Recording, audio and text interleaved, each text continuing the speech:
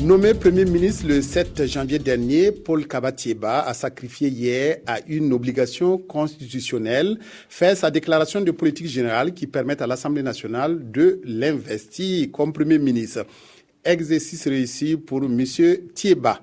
Mais revenons ce midi sur certains aspects de cette DPG qui a accordé une place de choix à l'économie. Concernant la santé, le chef du gouvernement a énuméré un certain nombre d'actions pour dynamiser le secteur.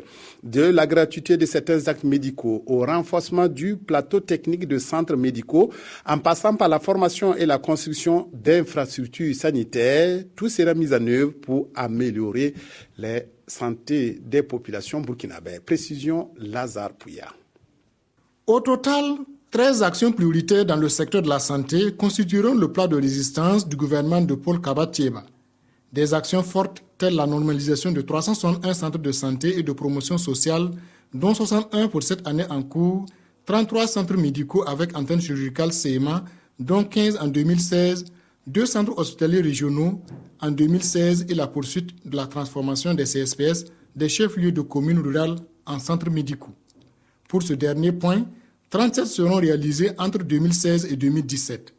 Paul Kaba-Thiéba est convaincu que l'amélioration de la santé des Burkinabés passe par la construction de nouveaux CSPS afin de réduire la distance entre les populations et les lieux de soins.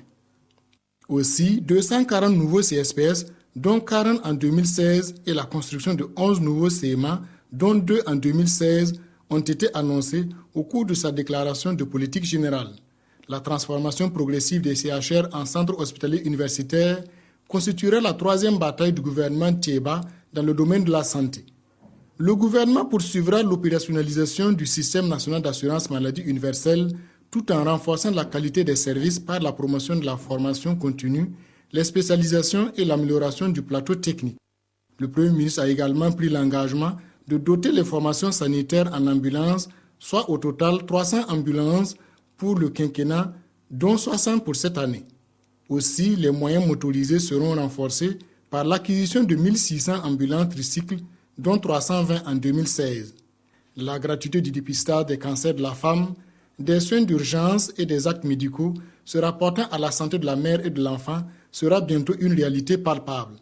La promotion de la planification familiale sera également un des axes prioritaires du gouvernement Thiéba pour favoriser l'espacement des naissances et l'utilisation des moyens de contraception.